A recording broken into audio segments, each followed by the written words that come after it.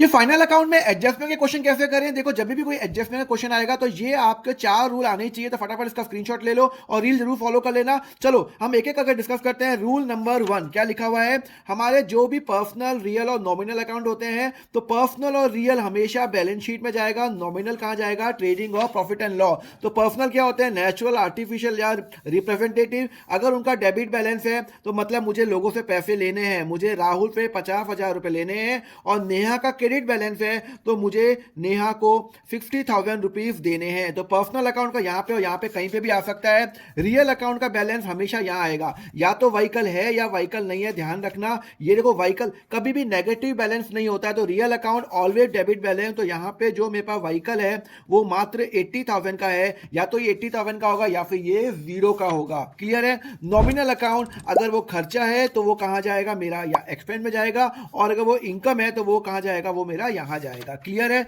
तो ध्यान रखना, पर्सनल और रियल अकाउंट कहां जाएगा? बैलेंस शीट में जाएगा। नॉमिनल अकाउंट कहां जाएगा? ट्रेडिंग और प्रॉफिट एंड लॉस अकाउंट के अंदर जाएगा। क्लियर है? ये आपको समझ में आया? तो ये फटाफट इसका स्क्रीनशॉट आप ले लो, डेबिट बैलेंस क्रेडिट बैलेंस वाला। अब हमारा रूल नंबर 2 आ गया। रूल नंबर 2 क्या बोलता है? रूल नंबर 2 बोलता है जो भी मेरे ट्रायल बैलेंस के आइटम होते हैं वो एक ही बार आएगा। मतलब ट्रायल बैलेंस में ये अमित कैपिटल है वो एक ही बार आएगा, ये बैंक अकाउंट है एक ही बार आएगा। मतलब ट्रायल बैलेंस के सारे आइटम एक ही बार आएंगे, या तो वो ट्रेडिंग में जाएगा या बैलेंस शीट में जाएगा या प्रॉफिट एंड लॉस में जाएगा। दोनों जगह नहीं जाएंगे, ये बात ध्यान रखना।